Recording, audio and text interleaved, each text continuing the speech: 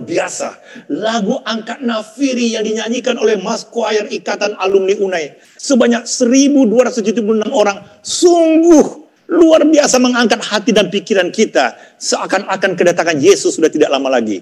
Dan saudaraku, walaupun dilatar belakangi budaya, agama yang berbeda, namun oleh kasih karunia Yesus, kita telah dipersatukan menjadi satu keluarga Allah, menyanyikan lagu Angkat Nafiri. Ya, Yesus akan datang segera. Inilah bukti keberhasilan rektorat, staf dan dosen yang telah mendedikasikan hidup mereka melayani di kampus UNAI. Sehingga mahasiswa dan alumni UNAI menjadi satu keluarga besar Universitas Advent Indonesia tanpa membedakan suku dan agama masing-masing. Maka itu di mana saja, kapan saja kita bisa menyanyikan lagu Angkat Nafiri, Yesus akan datang segera.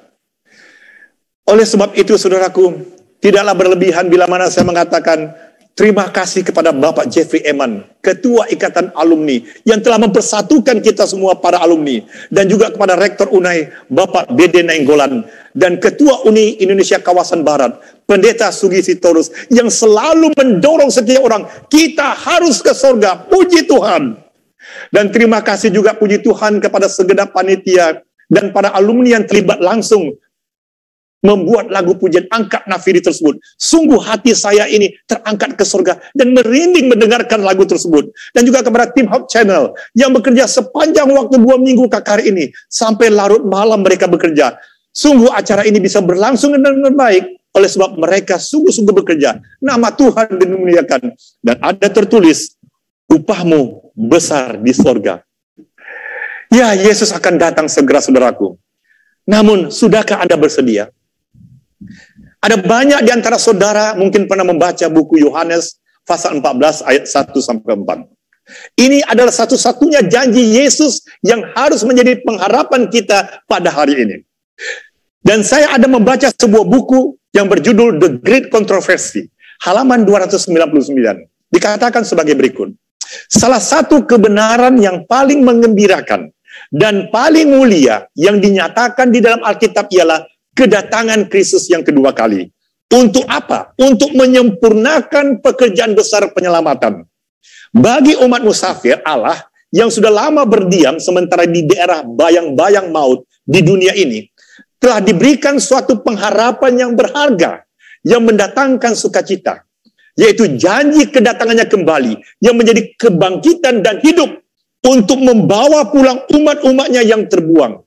Makanya saudaraku, doktrin mengenai kedatangannya yang kedua kali adalah inti dari Alkitab yang suci ini. Sejak pasangan yang pertama melangkah meninggalkan Taman Eden, anak-anak yang beriman telah menunggu kedatangannya yang dijanjikan untuk menghancurkan kuasa kegelapan yang merusak itu dan untuk membawa mereka kembali ke Taman Eden yang telah hilang. Oleh sebab itu, mari kita coba belajar kembali apa janji Yesus sebelum kenaikannya ke surga di buku Yohanes pasal 14 ayat 1-4. Di ayat kedua dikatakan, sebab aku pergi ke situ untuk menyediakan tempat bagimu. Ayat ketiga, dan aku akan datang kembali dan membawa kamu ke tempatku, supaya di tempat di mana aku berada, kamu pun berada. Dan ayat keempat, dan kemana aku pergi, kamu tahu jalan ke situ. Apa artinya Yesus mengatakan dia pergi untuk menyediakan tempat bagi kita semua? Ada beberapa orang berpikir Yesus pergi untuk membangun rumah bagi kita. Jika demikian, maka dia akan mulai menciptakan lagi. Apakah demikian? Padahal sebagian besar orang Kristen sudah tahu bahwa Tuhan telah mengistirahatkan semua pekerjaan penciptaannya pada hari ke-7 di awal buku Kejadian. Coba kita lihat dalam buku Kejadian pasal 2 ayat 1-3. Di ayat kedua dikatakan, setelah ia selesai menciptakan bumi dan segala isinya, berhentilah ia pada hari ke-7 dari segala pekerjaan yang telah dibuatnya itu. Saudaraku, artinya Allah berhenti. Jelas dalam Kejadian 2 ayat 1 dan 3 ini mengatakan, Tuhan tidak akan menciptakan lagi sampai setelah pertentangan besar yang sedang berlangsung antara pengikut Yesus dan Lucifer berakhir sepenuhnya. Jadi kapan Yesus akan melakukan penciptaan kembali? Alkitab menuliskan, setelah zaman milenium, setelah masa 1000 tahun, dalam buku Wahyu pasal 20, Yesus akan kembali ke bumi ini dan menghakimi iblis dan malaikat-malaikatnya dan semua orang fasik. Setelah semua iblis dan malaikat jahat beserta orang fasik dibinasakan di lautan api, dalam Wahyu pasal 20 ayat 14 dan 15, maka barulah Yesus akan menciptakan kembali dunia yang baru, langit yang baru, di buku Wahyu pasal 21 ayat yang 1. Saudaraku yang kekasih, jadi kapan setelah masa 1000 tahun itu? Saudara bisa melihat di layar kaca saudara. Di dalam buku Yohanes pasal 14 kita tahu bahwa Yesus berada di tempat kudus surgawi atau di rumah Bapanya. Namun saudaraku, kita bersyukur kitab Ibrani memberikan kita sebuah gambaran yang lebih luas lagi. Kemana sesungguhnya dan apa yang dimaksud dengan rumah Bapa tersebut. Saudaraku, bila mana kita membuka Ibrani pasal 8 ayat 1-2. Di situ jelas dikatakan, Yesus pergi ke rumah Bapa. Rumah Bapa adalah sorga, atau tempat tahta yang maha besar, atau tempat kudus, atau kemah yang suci, kemah sejati. Saudara bisa lihat dan baca sendiri di layar kaca saudara, Ibrani 8 ayat 1-2. Jadi saudaraku yang kekasih, Yesus pada waktu kenaikannya ke surga, ia pergi ke rumah Bapa, artinya ia pergi ke surga.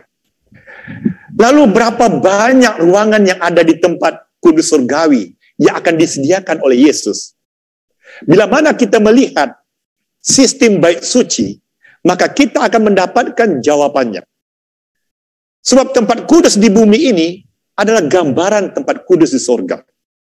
Kalau saudara membuka Ibrani pasal 9 ayat 1-3, maka di situ dituliskan, memang perjanjian yang pertama juga mempunyai peraturan untuk ibadah dan untuk tempat kudus buatan tangan manusia.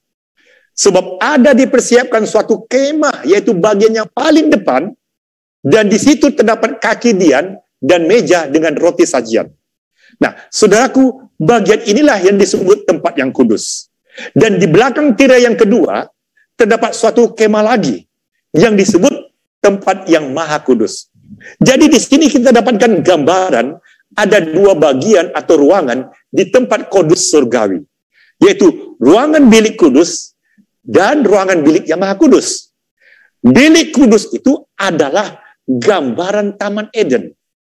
Tempat di mana Adam dan Hawa tinggal. Kalau saudara membuka buku Kejadian 2 ayat 8, di situ Allah menempatkan Adam dan Hawa di Taman Eden. Nah, saudaraku yang kekasih, bagaimana dengan bilik Maha Kudus? Kalau kita melihat Alkitab, bilik Maha Kudus itu di dalam buku Mazmur 48 ayat 5 atau buku Mazmur 48 ayat yang kedua dan ketiga, di situ dijelaskan bahwa bilik Maha Kudus adalah gambaran kediaman Allah di Gunung Kudus di sorga. Jadi dengan jelas bahwa pada saat ini Gunung Kudus atau kediaman Allah yang disebut Yesus sedang menjalankan tugas keimamatannya sebagai perantara kita di sorga. Disitulah Yesus berada saat ini. Lalu apa tujuan dan maksud Yesus untuk berada di bilik Maha Kudus di surga pada saat ini? Bila mana kita membuka dalam buku Ibrani pasal 9 ayat 9 dan 10, khususnya ayat 9 dikatakan, itu adalah kiasan masa sekarang. Artinya, upacara sistem bait suci di atas dunia ini diaplikasikan hari ini, kiasan dari apa yang terjadi di bilik Maha Kudus di bumi. Yesus sekarang ini sedang berada di bilik Maha Kudus. Artinya, berapa lama kiasan itu berlaku? Sampai tiba waktu pembaharuan di ayat yang ke-10. Atau dalam buku King James Version dikatakan, until the time of Reformation. Apa yang dimaksud until the time of Reformation? Artinya sampai waktu reformasi. Sampai pada waktu memperbaiki keadaan. Lalu timbul pertanyaan, bagaimana cara memperbaiki keadaan? Kembali bila mana kita belajar sistem bait suci bangsa Israel purbakala, maka sesungguhnya dikatakan ketika dosa-dosa kita itu diampuni, namun dosa-dosa kita itu masih tercatat di buku catatan di sorga, atau percikan darah itu masih menempel di tirai bait suci. Dan artinya bahwa di luar sana setan si pendakwa masih tetap ngotot meminta pertanggungjawaban atas dosa kita. Nah, kata memperbaiki artinya Yesus melayani di bilik Maha Kudus untuk menghapus catatan dosa kita. Jadi sekalipun dosa kita diampuni, tapi catatan dosa itu belum terhapus. Maka Yesus menghapus catatan dosa itu. Supaya apa? Membuat kita benar. Supaya kita layak untuk menghadap Tuhan dan tidak ada lagi yang menghalangi hubungan kita dengan Tuhan. Tidak ada lagi catatan dosa kita karena dosa-dosa kita tidak hanya diampuni tetapi juga dihapuskan. Dan inilah inti pekabaran Injil yang telah disampaikan sejak Perjanjian Lama dalam pekabaran Nabi Zakaria tentang apa yang dikerjakan Yesus hari ini di sorga, yaitu melakukan pembaharuan, melakukan reformasi, melakukan perbaikan. Coba kita buka di dalam Zakaria 6 ayat 13. Dialah yang akan mendirikan bait Tuhan, dan dialah yang akan mendapat keagungan dan akan duduk memerintah di atas tahtanya. Di sebelah kanannya akan ada seorang imam, dan pemufakatan tentang damai akan ada di antara mereka berdua. Jadi pendamaian itu hanya bisa dilakukan oleh Yesus. Antara Yesus dan Allah Bapa. Jadi tidak heran apa yang dikerjakan Yesus. Jika masa pembaharuan atau waktu reformasi itu tiba, itu juga yang dijelaskan dalam Ibrani pasal 9 ayat 23. Apa dikatakan? Jadi segala sesuatu yang melambangkan apa yang ada di sorga, haruslah ditahirkan secara demikian. Tetapi benda-benda sorgawi sendiri oleh persembahan-persembahan yang lebih baik daripada itu. Artinya, apa yang dipersembahkan di dalam bait kudus, bait Maha Kudus di bumi ini adalah diganti dengan persembahan yang lebih baik. Oleh siapa? Oleh Yesus. Nah, coba kita perhatikan. Apa maksud persembahan-persembahan yang lebih baik daripada itu? Kalau kita melihat sistem upacara, maka hewan domba tidak dapat menyucikan hati nurani manusia. Tetapi persembahan yang lebih baik itu adalah Yesus. Maka dijelaskan dalam Ibrani pasal 9 ayat 13-14. Apa dikatakan di sana? Sebab jika darah domba jantan dan darah lembu jantan dan percikan abu lembu muda menguduskan mereka yang najis, sehingga mereka disucikan secara lahiriah. Perhatikan ayat 14. Betapa lebihnya darah Kristus yang oleh yang kekal telah mempersembahkan dirinya sendiri kepada Allah sebagai persembahan yang tak bercacat. Yang akan menyucikan hati nurani kita dari perbuatan-perbuatan yang sia-sia. Supaya kita dapat beribadah kepada Allah yang hidup. Oleh sebab itu, saudaraku yang kekasih dalam Yesus Kristus, keberadaan Yesus yang berada di sorga hari ini sangat jelas diceritakan dalam buku kitab Ibrani, khususnya Ibrani pasal 9 ayat 23 dan 24. Apa dikatakan? Yesus pergi ke tempat Maha Kudus, menghadap hadirat Allah, guna kepentingan kita. Untuk apa? Yaitu membersihkan bait Maha Kudus di sorga. Dengan pengorbanan yang lebih baik, yang adalah dirinya sendiri menjadi korban pengganti, dan sekaligus untuk pembersihan bait Maha Kudus di surga. Itulah manfaat utama dari pelayanan Yesus di bilik Maha Kudus.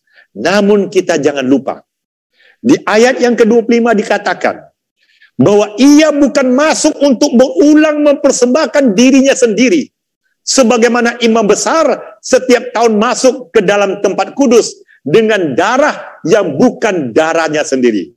Apa artinya?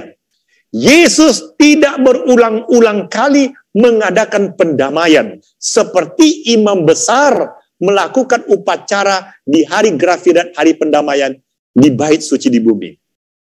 Maka itu di ayat ke-26 dikatakan, jika demikian, ia harus berulang-ulang menderita sejak dunia ini dijadikan. Artinya, apakah mungkin Yesus menjelma menjadi manusia, kemudian mati di Golgota berulang kali? Tidak demikian. Tetapi sekarang, hari ini di mana saudara dan saya hidup, dikatakan, ia hanya satu kali saja menyatakan dirinya pada zaman akhir. Untuk apa? Untuk menghapuskan dosa oleh korbannya. Saudaraku yang kekasih dalam Yesus Kristus, kapan itu zaman akhir? Kalau saudara memperhatikan di layar kaca saudara, ini adalah gambar kronologis. Zaman akhir itu dimulai sejak tahun 1798. Dan Yesus, saudaraku, masuk ke bilik Maha Kudus 46 tahun berikutnya, tepatnya tahun 1844. Kenapa? Karena sejak tahun 1844, itulah berakhir masa nubuatan 2300 petang dan pagi. Kita tahu bahwa nubuatan 2300 petang dan pagi dimulai tahun 457 dan berakhir di tahun 1844. Kenapa tahun 457? Sebab dekret Raja Astasastra mengizinkan orang Israel kembali ke Yerusalem bukan hanya untuk membangun bait suci, tapi mereka mendirikan satu bangsa, itu bangsa Israel, setelah mereka lama sekali tinggal di pembuangan di Babel. Oleh sebab itu, saudaraku, waktu tahun 1844 adalah yang disebut waktu pembaharuan, atau waktu reformasi, atau waktu pembersihan tempat kudus di sorga dimulai. Dan itulah zaman akhir. Dan saudaraku, kita harus ingat, bila mana kata zaman akhir ini, yang ditulis di dalam buku Ibrani 9 ayat 26. Yesus pergi ke bait Al-Qudus pada zaman akhir. Itu tidak lain, tidak bukan, adalah terjadi pada hari ini, di masa kita hidup saat ini. Saudaraku yang kekasih, kembali ayat 26 menegaskan bahwa Yesus masuk ke bilik Maha Kudus, Yesus menjadi imam besar hari ini, hanya sekali saja untuk menghapuskan dosa manusia dengan mengorbankan dirinya sebagai korban pengganti. Jadi kata hanya satu kali saja di dalam ayat 26 ini, pada zaman akhir, artinya kesempatan saudara dan saya tidak akan terulang kedua kali. Oleh sebab apa? Sebab Yesus menyingkirkan atau menghapuskan dosa. Di ayat ke-28 dikatakan, Kristus hanya satu kali saja untuk mengorbankan dirinya untuk menanggung dosa banyak orang. Di ayat ke-28 dari Ibrani pasal 9.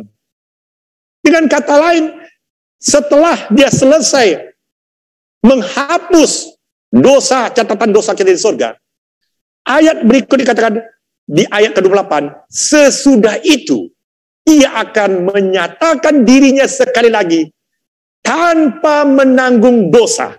Perhatikan, tanpa menanggung dosa artinya pintu kasihan sudah tertutup. Dia akan menyatakan dirinya datang di awan-awan menjemput saudara dan saya.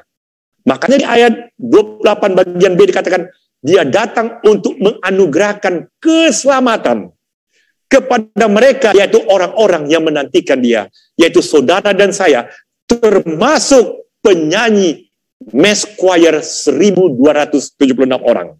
Luar biasa. Bila mana kita perhatikan lagi kita Ibrani ini, dikatakan sesudah itu yang menyatakan dirinya sekali lagi, tidak lain tidak bukan adalah kedatangan Yesus kedua kali. Dan kita sudah tahu kalimat tanpa menanggung dosa adalah artinya hari pendamaian sudah berakhir. Kasih kemurahan Allah sudah berakhir. Pintu kasihan sudah tertutup. Dan Yesus datang untuk menganugerahkan keselamatan kepada orang yang menantikan dia. Saudaraku yang kekasih, itulah upah bagi orang yang telah ditebus oleh darahnya.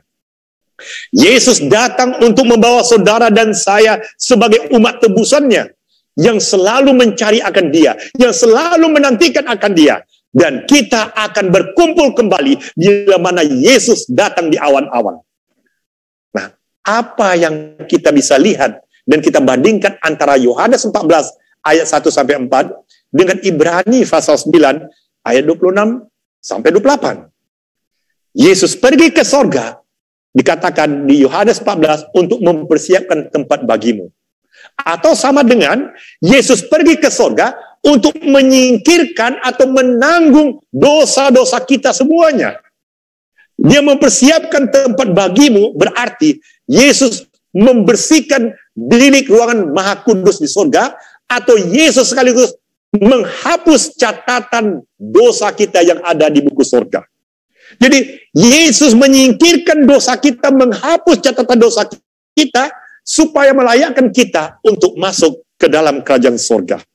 Jadi saudaraku yang kekasih dalam Yesus Kristus, semakin jelas Yohanes 14, kepergian Yesus ke sorga dengan kalimat mempersiapkan, artinya Yesus pergi untuk menyediakan tempat bagi saudara dan saya. Sudah siapkah saudara? Saudaraku, kita jangan lupa, Yesus membersihkan bait kudus di surga adalah dengan menghapus dosa-dosa kita dan memindahkannya di bilik Maha Kudus. Artinya, Yesus tidak mengingat-ingat lagi dosa saudara dan saya. Seperti saudara ingin menerima tamu yang akan datang ke rumah saudara, sudah tentu saudara akan membersihkan rumah dan membersihkan kamar, mempersiapkannya untuk tamu yang akan datang.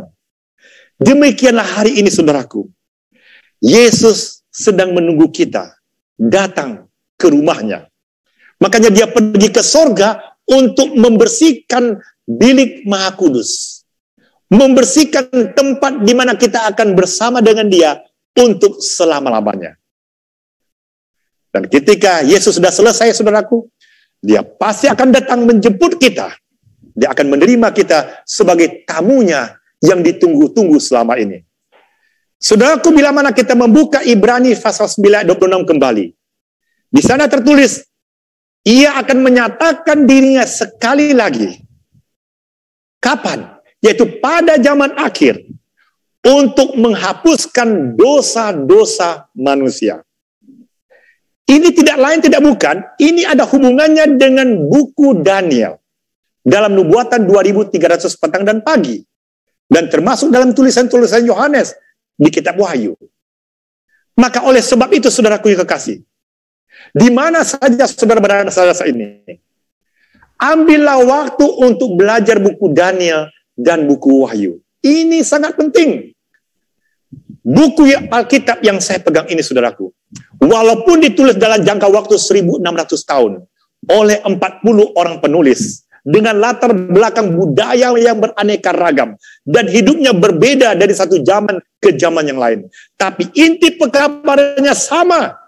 Kedatangan Yesus yang kedua kali tidak lama lagi. Dan kedatangan Yesus adalah solusi kehidupan manusia setelah manusia jatuh ke dalam dosa. Mulai dari Adam dan Hawa, Yesus akan datang menyelamatkan kita. Itulah solusi kehidupan kita pada hari ini.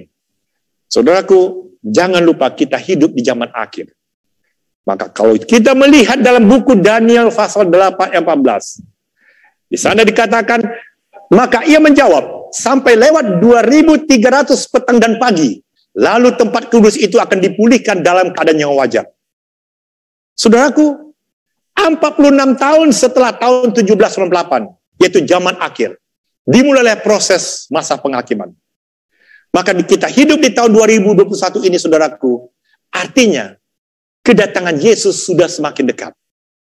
Karena proses masa penghakiman yang sudah berlangsung 180 tahun sampai hari ini menunjukkan hari demi hari, setiap hari semakin dekat dengan berakhirnya masa penghakiman. Dengan berakhirnya Yesus membersihkan tempat kudus dan dia siap datang kembali menjemput saudara dan saya. Maka itu, dengan diadakan KKR Ikatan Alumni UNAI ini suatu hal yang sangat tepat.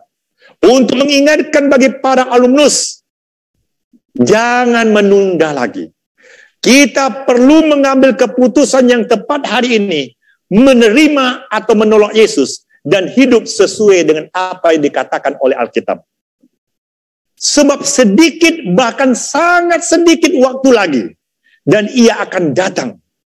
Sudah akan ada tanpa menangguhkan kedatangannya. Saudaraku yang kekasih, di mana saudara berada saat ini? Kita nyanyikan lagu Angkat Nafiri. Itu tandanya memang kedatangan Yesus tidak lama lagi. Dan jika kita percaya akan hal itu, kita percaya hari ini adalah masa penghakiman. Artinya, bagi orang yang percaya kepada Yesus, kita memohon pengampunan atas dosa kita diampuni. Dan bukan itu saja, buku catatan dosa kita dihapuskan. Namun jika saudara dan saya masih menolak kasih kemurahan Yesus, maka dosa kita akan tetap berada di catatan sorga. Dan setelah masa 1000 tahun, itulah masa penghukuman. Bukan penghakiman, tapi penghukuman karena kita menolak kasih kemurahan Tuhan. Saudaraku yang kekasih dalam Yesus Kristus, jika Yesus datang hari ini, apakah saudara sudah siap? Apakah saudara dan saya telah memelihara kehidupan kerohanian yang dituntut oleh Yesus bagi saudara dan saya? Maka pada waktu itu saudaraku, bila mana ia telah keluar dari bilik Maha Kudus, apa yang terjadi? Pintu kasihan akan segera ditutup. Masa kesesakan dahsyat akan segera dimulai. Dan tidak ada lagi yang bisa berdiri sendiri kecuali orang-orang yang dalam perlindungan dan pertolongan Tuhan Yesus. Dan pada saat itulah muncul Mikael yang menggambarkan Yesus yang berdiri untuk melindungi umat Tuhan dan mengkesampingkan orang jahat. Saudaraku yang kekasih, hidup ini pilihan saudaraku yang kekasih. Kedatangan Yesus kedua kali adalah solusi dari persoalan hidup kita hari ini. Dan jangan lupa, orang benar mati hanya satu kali saja. Tapi orang yang tidak benar, saudaraku, dia mati dan kemudian dia dibangunkan dari tidurnya untuk dihakimi di dalam Ibrani pasal 9 ayat 27. Namun, bagi saudara dan saya yang hari ini tidak menolak kasih kemurahan Yesus, ia akan datang menjemput kita. Sebab sesudah ia menyatakan dirinya sekali lagi tanpa menanggung dosa, artinya dia siap menantikan dan menjemput saudara dan saya. Saudaraku, Yesus sedang menjemput saudara dan saya, dan akan membawa kita semua pulang ke Taman Eden. Namun ada yang bertanya, apa bukti Taman Eden itu real? Apakah Taman Eden itu menjadi tujuan akhir dari setiap orang percaya? Saudaraku, ketika Adam diusir, dia diusir dalam buku Kejadian 3 ayat 24 dikatakan dari pintu timur Taman Eden itu, setelah dia jatuh ke dalam dosa. Dan Adam hidup kurang lebih 930 tahun berada di luar Taman Eden. Dan dia sudah mati. Lalu muncul Henok, generasi ke-7 setelah Adam. Dan Henok adalah orang yang pertama yang memberikan pekabaran kedatangan Yesus yang kedua kali. Dan saudaraku, apa yang terjadi dengan Henok?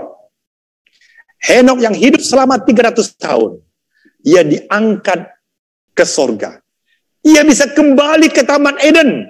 Henok adalah contoh bagi orang percaya bahwa ada peluang besar untuk kembali ke Taman Eden jika kita tetap setia dan hidup saleh. Yang menjadi pertanyaan, mengapa Henok bisa diangkat ke sorga? Ada sebuah buku yang saya baca dalam Patriarch and Prophet, halaman 88, alinea kedua. Saudara bisa baca, ikutin saya di layar kaca saudara. Dengan mengangkat Henok ke sorga, Tuhan bermaksud untuk memberikan satu pelajaran penting. Apa itu? Ada bahaya di mana manusia mau menyerah kepada keputusasaan oleh sebab akibat-akibat dosa yang mengerikan itu. Apalagi ada banyak orang yang berseru, apakah untungnya kita takut kepada Tuhan dan memeliharakan hukum-hukumnya, sedangkan kutuk yang besar itu menimpa umat manusia dan kematian adalah menjadi bagian kita semua. Tetapi saudaraku yang kekasih, Petunjuk-petunjuk yang telah diberikan Tuhan kepada Adam dan yang diulangi oleh Set dan dinyatakan dalam hidup Enok telah menyapu bersih kemurungan dan kegelapan dan masa depan yang tidak tentu, menjadi suatu pengharapan yang baik kepada manusia, bahwa melalui Adam yang datang kematian, begitu pula Adam kedua sebagai penebus akan datang memberikan kehidupan dan kebaikan untuk selama-lamanya bagi mereka yang percaya kepada Yesus. Saudaraku yang kekasih, bukan hanya Adam dan Hawa saja sebagai orang yang menantikan kedatangan Yesus kedua kali, tapi semua bangsa menantikan kedatangan Yesus, termasuk Ayub dan saudara dan saya yang sedang ikut berbakti pada hari Sabat ini. Tentang Henok, saudaraku, keturunan ketujuh dari Adam, dia telah bernubuat. Sesungguhnya Tuhan datang dengan beribu-ribu orang kudusnya, hendak menghakimi semua orang dan menjatuhkan hukuman atas orang-orang fasik dan semua perbuatan fasik yang mereka lakukan, dan karena semua kata-kata nista yang diucapkan orang-orang yang berdosa, yang fasik di hadapan Tuhan. Untuk selengkapnya, saudara bisa baca dalam buku Yudas pasal 1 ayat 14 dan 15. Apa maksudnya? Saudaraku, jika kita tetap setia berpegang pada Alkitab dan janji Yesus, kita akan dibawa ke surga bersama Yesus. Dan kita hidup selama 1000 tahun lamanya menjadi hakim bagi orang-orang jahat, bagi malaikat-malaikat jahat. Maka itu saudaraku yang kasih, ada yang bertanya, di mana itu? Silakan buka dalam buku Wahyu pasal 24. Dan Ayub pun demikian, saudaraku.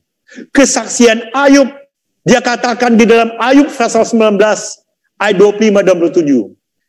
Tetapi aku tahu penebusku hidup dan akhirnya ia akan bangkit dari atas debu. Tanpa daging pun aku akan melihat Allah, yang aku sendiri akan melihat. Mataku sendiri menyaksikannya dan bukan orang lain. Ini suatu kesaksian yang sungguh luar biasa, saudaraku yang kasih. Ayub seakan-akan berada di sorga dan dia menyaksikan dengan tubuhnya sendiri. Apa yang dimaksud oleh Ayub? Tanpa daging pun aku bisa melihat dia.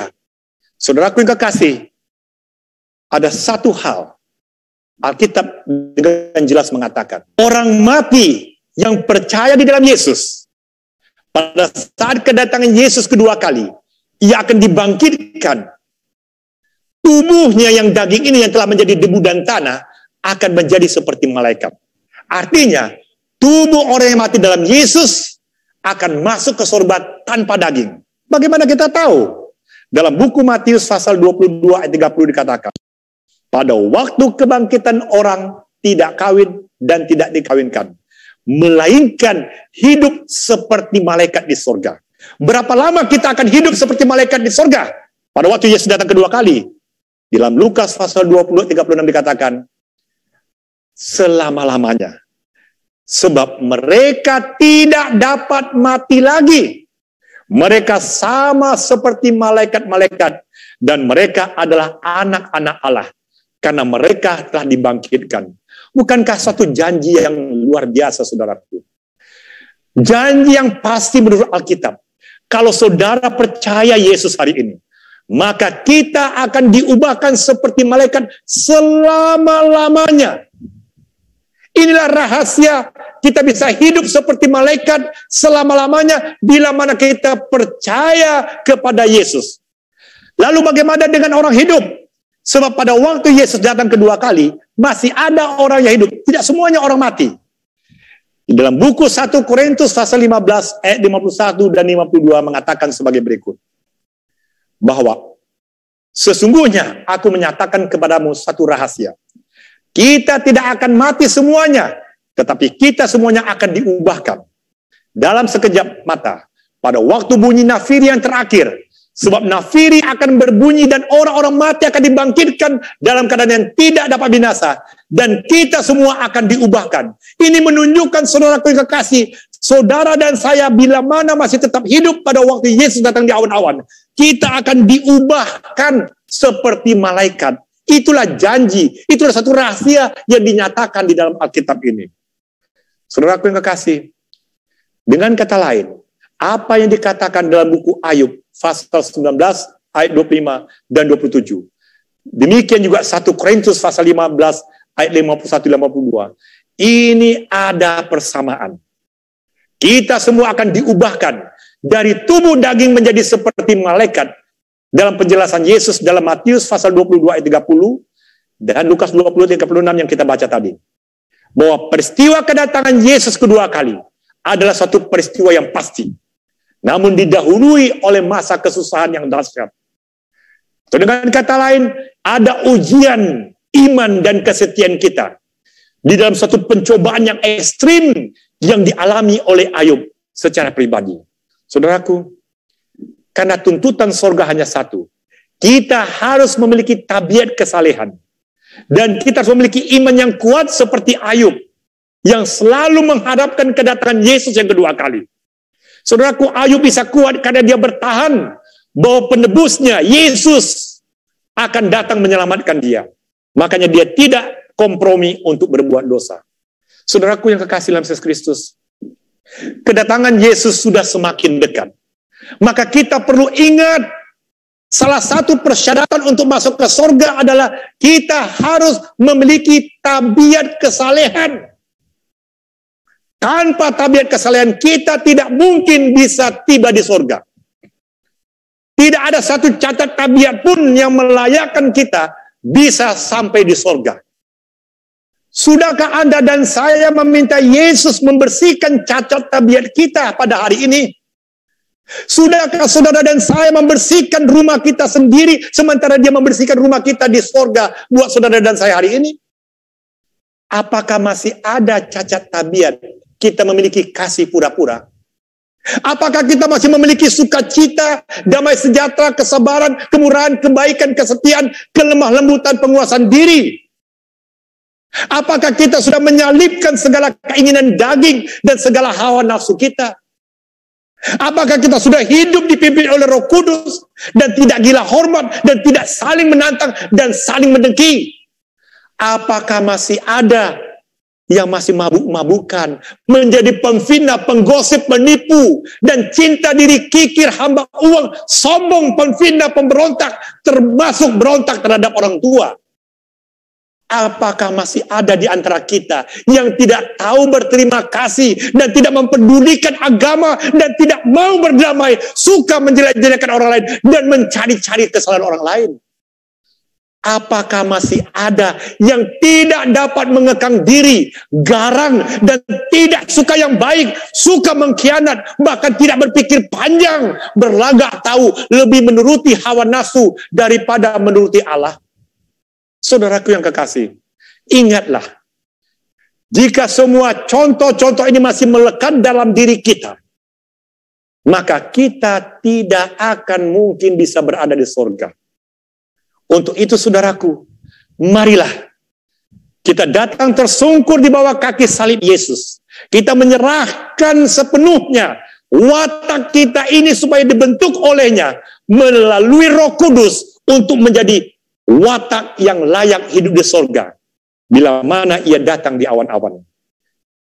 Sebagai kesimpulan dan penutup, saya ingin sampaikan kepada saudara apa yang perlu kita ketahui dan butuhkan untuk menjadi pegangan hidup kita sehingga kita bisa layak masuk ke surga. Sesungguhnya saudaraku yang kekasih, kedatangan Yesus yang kedua kali erat hubungannya dengan kebangkitan Yesus 2000 tahun yang silam. Sehingga orang benar akan dibangkitkan dari kematian terlebih dahulu agar bisa sampai ke Taman Eden. Saudara bisa baca dalam 1 Tesalonika 4 ayat 18 sampai 23. Yang kedua saudaraku, manfaatkanlah waktu ini sebaik-baiknya. Karena tujuan masa penghakiman, the investigative judgment, memberikan kesempatan kepada saudara dan saya mengakui dosa-dosa kita, memohon pengampunan daripada Tuhan, sementara kita memperbaiki cacat tabiat kita. Dialah Roh Kudus menolong kita, saudaraku. Inilah gunanya masa penghakiman. Bukan satu kabar perkabungan, satu kabar sukacita, kita diberikan kesempatan untuk berbalik dan bertobat. Maka itu saudaraku yang kekasih, kita harus terlebih dahulu membersihkan tempat kudus kita di bumi, memelihara tubuh kita sebagai persembahan yang hidup kepada Allah. Sementara Kristus membersihkan tempat kudus di sorga. Kita perlu menjadi pemenang atas dosa oleh sebab kasih karunia Kristus dan kuasa Roh Kudus yang telah membersihkan hati nurani kita. Kita harus pelihara baik-baik hati nurani kita. Maka itu saudaraku, ada sebuah tulisan yang saya baca mengatakan begini. Kalau engkau mau menjadi seorang saleh di sorga, maka lebih dahulu engkau harus menjadi seorang saleh di dunia ini. Ciri-ciri tabiat yang engkau sukai dalam hidup ini tidak akan berubah oleh kematian ataupun oleh kebangkitan. Engkau akan bangkit dari kubur dengan watak yang sama seperti yang engkau tunjukkan di rumah dan di masyarakat di dunia hari ini. Pekerjaan perubahan harus dilakukan sekarang. Kehidupan kita sekarang ini menentukan nasib kita yang kekal. Cacat tabiat kita harus disesali dan dibatasi dan diatasi melalui rahmat Kristus. Dan tabiat yang sepadan harus dibentuk selagi dalam masa pencobaan di atas dunia ini, agar kita dilayakkan untuk masuk istana yang di atas. Saudaraku yang kekasih dalam Yesus Kristus, sekaranglah waktu kita menyelidiki hati kita, memelihara hati nurani kita. Oleh sebab apa? Bila mana kita tidak memelihara hati nurani yang disucikan oleh Roh Kudus, sementara Dia berada di sorga, membersihkan hati nurani kita, maka kita sudah terlambat bila mana Ia datang kedua kali. Saudaraku, tanpa hati nurani yang disucikan oleh Roh Kudus, maka kita tidak siap menerima kecurahan Roh Kudus. Oleh sebab itu, saudaraku, kita kalau benar-benar ingin siap menyambut kedatangan Yesus kedua kali, kita harus membersihkan diri kita dari segala dosa. Sebab sebelum hari itu tiba, Yesus mengatakan di dalam Matius pasal 24 ayat 21 sampai 24, pada masa itu akan terjadi siksaan yang dahsyat seperti yang belum pernah terjadi sejak awal dunia sampai sekarang dan yang tidak akan terjadi lagi. Dan sekiranya waktu tidak dipersingkat, maka dari segala yang hidup tidak akan ada yang selamat. Akan tetapi oleh karena orang-orang pilihan, waktu itu akan dipersingkat. Saudaraku yang kekasih, wabah COVID hari ini adalah ujian bagi saudara dan saya. Apakah saudara memelihara hati nurani yang disucikan oleh Tuhan atau tidak?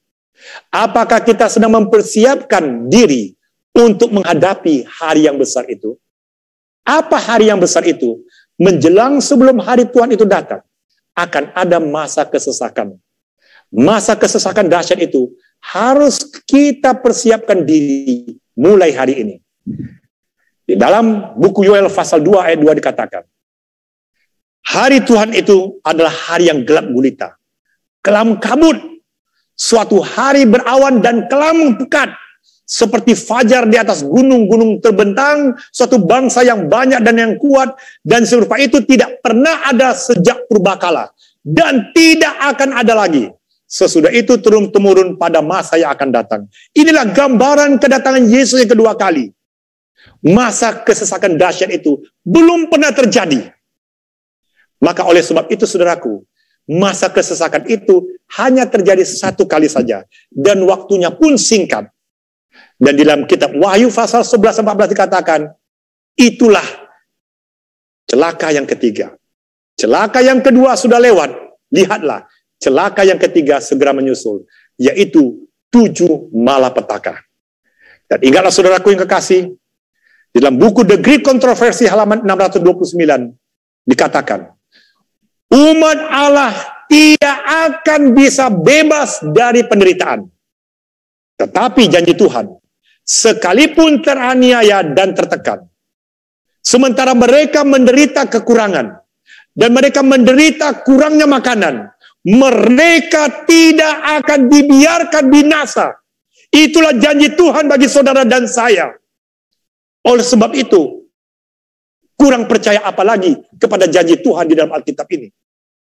Lalu kapan? Dan di mana akan terjadi masa kesusahan dahsyat itu? Sudah tentu setelah berakhirnya hari pendamaian atau setelah tertutupnya pintu kasihan. Dan tandanya masa pencobaan berakhir adalah Mikael akan muncul dalam buku Daniel pasal 12 ayat yang pertama. Pada waktu itu juga akan muncul Mikael, pemimpin besar itu, yang akan mendampingi anak-anak bangsamu. Dan akan ada suatu waktu kesesakan yang besar, seperti yang belum pernah terjadi sejak ada bangsa-bangsa sampai pada waktu itu. Tetapi pada waktu itu bangsamu akan terluput, yakni barang siapa yang didapati namanya tertulis di dalam kitab itu. Lalu yang kedua, saudaraku, kapan kita tahu bahwa pintu kasihan sudah tertutup?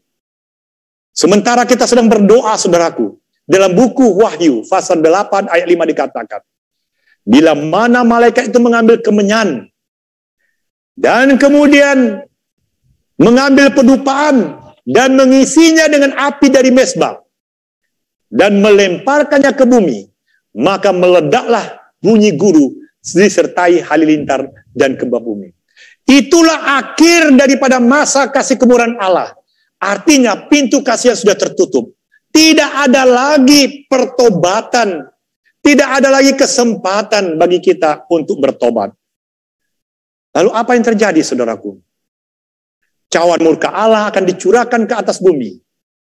Yang ditulis dalam Wahyu pasal 14 ayat 9 dan 10. Tapi satu hal bila mana saudara membaca di layar kaca saudara. Dalam Wahyu 14 ayat 9 10 itu, di ayat ke-10 dikatakan, murka Allah itu tanpa campuran, artinya tanpa belas kasihan, artinya tidak ada kemurahan sama sekali. Dan tidak ada kesempatan lagi untuk memohon pengasihan Tuhan, karena sudah tertutup pintu kasihan. Kemurahan Allah sudah tidak ada lagi, karena roh Allah sudah diangkat dari atas muka bumi ini. Jadi oleh sebab itu saudaraku yang kekasih, untuk siapa masa kesusahan dahsyat itu? Masa kesusahan dahsyat itu adalah untuk orang-orang yang menolak kasih kemurahan Allah dan orang-orang yang tidak memiliki materai Allah yang hidup. Masa kesukaran adalah untuk orang-orang yang menerima tanda binatang dan menyembah patungnya. Saudaraku, vaksin bisa melindungi orang dari wabah COVID. Tetapi untuk murka Allah tidak ada vaksin kecuali satu. Kita menerima materai Allah yang hidup. Kita menerima kecurahan Roh Kudus. Itulah perlindungan Tuhan. Dan materai Allah yang hidup itu diletakkan di dahi kita. Dan tidak kelihatan, saudaraku. Dan kita pasti aman. Bukan hanya dari ancaman kematian, apalagi untuk wabah. Oleh sebab itu, saudaraku yang kekasih, mintalah kepada Tuhan agar kita bisa mendapatkan perlindungan lewat cap materai Allah. Di luar Tuhan, kita tidak akan mendapatkan perlindungan. Tidak pernah ada orang yang bisa melihat peristiwa masa kesusahan itu. Karena ini baru pertama kali terjadi. Nah, setiap kita bertanggung jawab masing-masing. Dan kita hanya membutuhkan pertolongan Tuhan.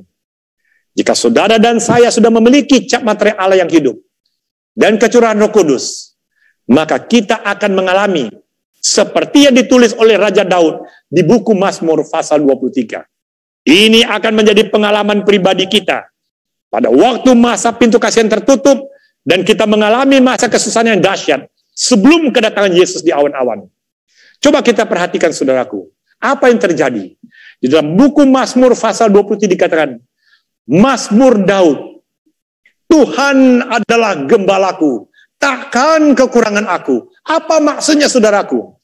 Ini adalah satu gambaran saat di mana kita akan mengalami masa kekurangan makanan. Pada saat masa kesukaran dahsyat terjadi, tidak tersedia makanan. Lalu bagaimana dengan sikap orang kudus yang telah menerima materai Allah yang hidup dan mendapatkan kecurahan Roh Kudus? Ada satu kutipan yang saya baca dalam buku The Greek Controversy halaman 629. Dikatakan sebagai berikut. Sekalipun pohon ara tidak berbunga, sekalipun pohon anggur tidak berbuah, sekalipun hasil pohon zaitun mengecewakan, sekalipun ladang-ladang tidak menghasilkan bahan makanan, dan kambing domba terhalau dari kurungan sehingga tidak ada lagi makanan, dan tidak ada lembu sapi dalam kandang. Namun orang kudus mengatakan, aku akan bersorak-sorak di dalam Tuhan, beria-ria di dalam Allah yang menyelamatkan aku. Itu juga ditulis dalam Habakuk 3 ayat 17 dan 18. Saudaraku, inilah gambaran kehidupan dari orang yang benar, hidup oleh iman. Orang kudus bisa bersorak-sorak di dalam Tuhan, beria-ria di dalam Allah, walaupun keadaan susah sekalipun. Karena mereka tahu, tidak lama lagi Tuhannya akan datang menjemput mereka. Dalam Mazmur pasal 23 ayat 2 dikatakan, Ia membaringkan aku di padang yang berrumput hijau. Ia membimbing aku ke air yang tenang. Ia menyegarkan jiwaku. Ia menuntun aku di jalan yang benar oleh karena namanya. Saudaraku, apa maksudnya hal demikian? Saudaraku, ini menggambarkan bagaimana kekacauan di sekitar orang-orang kudus. Namun mereka masih bisa berbaring seperti air yang sedang mengalir. Saudaraku, inilah satu luar biasa perlindungan Tuhan kepada setiap orang yang telah menerima materi Allah yang hidup. Mengapa Tuhan, saudaraku, membiarkan umatnya demikian? Karena Tuhan mengasihi mereka. Makanya umat Tuhan merasakan kasih Tuhan dengan ketenangan dan kesegaran jiwa di saat masa kesusahan dahsyat. Saudaraku yang kekasih, sebelum pintu kasihan tertutup, saudaraku, kematian adalah kematian. Dan kematian itu adalah nyata, seperti penganiayaan di zaman kegelapan. Habel dibunuh oleh abangnya Kain. Yohanes Pembaptis dibunuh oleh Herodes. Dan para martir banyak yang mati sepanjang zaman sejarah. Tetapi setelah pintu kasihan tertutup, tidak ada satu orang pun umat Tuhan yang telah dimateraikan oleh materai Allah yang hidup yang bisa disentuh, apalagi kematian. Saudaraku, tidak ada lagi kematian yang akan dialami oleh orang-orang yang telah menerima materi Allah yang hidup. Begitu dekret kematian mengancam orang-orang kudus, dekret kematian hanya bayangan kematian. Karena Tuhan tidak akan membiarkan hal itu terjadi dan menyakiti orang-orang kudusnya. Saudaraku, inilah sebuah gambaran bagi orang-orang kudus yang telah menerima materi Allah yang hidup. Mereka tidak akan takut mati karena kematian adalah bayangan saja. Oleh sebab mereka dilindungi oleh Tuhan. Itulah yang dinyatakan di ayat yang keempat dari Mazmur pasal 23 ini. Sekalipun aku berjalan dalam lembah kekelaman, aku tidak takut bahaya. Sebab engkau besertaku, gadahmu dan tongkatmu, itulah yang menghibur aku. Saudaraku yang kekasih, itu juga dinyatakan di dalam buku Mazmur pasal 101 ayat 5 dan 7. Atau Mazmur pasal 91 ayat 3 dan 10. Apa dikatakan? Walaupun 1000 orang jatuh, tetapi umat Tuhan akan dilindungi. Tuhanlah penjagamu, Tuhanlah naunganmu di sebelah tangan kananmu. Matahari tidak menyakiti engkau pada waktu siang, atau bulan pada waktu malam. Tuhan akan menjaga engkau terhadap segala kecelakaan. Ia akan menjaga nyawamu. Sungguh, dialah yang melepaskan engkau dari jerat perangkap burung, dari penyakit sampar yang busuk. Dengan kepaknya ia akan melindungi engkau. Di bawah sayapnya engkau akan berlindung. Kesetiaannya ialah perisai dan pagar tembok. Engkau tak usah takut terhadap kedahsyatan malam, terhadap panah yang terbang di waktu siang, terhadap penyakit sampar yang berjalan di dalam gelap, terhadap penyakit menular yang mengamuk di waktu petang. Walaupun 1000 orang rebah di sisimu dan 10.000 di sebelah kananmu, tetapi itu tidak akan menimpahmu. Engkau hanya menontonnya dengan matamu sendiri dan melihat pembalasan terhadap orang fasik, sebab Tuhan ialah tempat perlindunganmu yang maha tinggi. Telah kau buat tempat perlindunganmu. tempat perteduhanmu, maka malapetaka tidak akan menimpa kamu dan tulah tidak akan mendekat kepada kemamu. Itulah janji Tuhan Yesus kepada saudara dan saya yang menerima Dia sebagai juru selamat pribadimu sendiri. Saudaraku yang kekasih, di ayat yang kelima dikatakan, Engkau menyediakan hidangan bagiku di hadapan lawanku. Engkau mengurapi kepalaku dengan minyak pialaku penuh pelimpah. Saudaraku, ini adalah satu pengurapan yang khusus dari Yesus. Sementara terjadi masa kesusahan yang dahsyat, kecurahan Roh Kudus membuat umat Tuhan semakin diyakinkan Yesus akan datang segera. Dan pengurapan terjadi kepada orang yang percaya kepadanya. Dan di ayat yang ke-6 dari Mazmur 23 dikatakan, kebajikan dan kemurahan belaka akan mengikuti aku seumur hidupku, dan aku akan diam di dalam rumah Tuhan sepanjang masa. Saudaraku yang kekasih, hanya orang kudus yang dapat memiliki kebajikan dan kemurahan Allah pada waktu masa kesusahan yang dahsyat. Dan akhirnya disediakan rumah Tuhan sepanjang masa. Mereka melewati lembah-lembah kematian. Mereka tidak akan melihat kematian, tetapi mereka akan melihat Taman Firdaus, Eden yang terindah. Sudahkah saudara dan saya bersedia bila mana Ia datang di awan-awan? Saudaraku, waktunya sangat singkat. Sedikit lagi, Yesus akan datang segera. Dunia ini akan kita tinggalkan, saudaraku. Tidak ada satupun harta kita yang akan kita bawa ke surga. Namun, hari ini, suatu kabar yang indah. Bila mana saudara membuka hati dan pikiran saudara, membiarkan Roh Kudus menguasai kehidupan kita, maka tabiat kita akan dirubahkan menjadi layak untuk masuk ke dalam kerajaan surga. Saudaraku yang kekasih, apalagi yang ditunggu? Saudara sudah tahu mengenai Alkitab. Saudara telah mendengar tentang kedatangan Yesus. Bersediakah saudara bila mana Ia datang nanti malam, hari ini atau esok, atau kapan saja, kiranya Tuhan memberkati kita semua. Amin.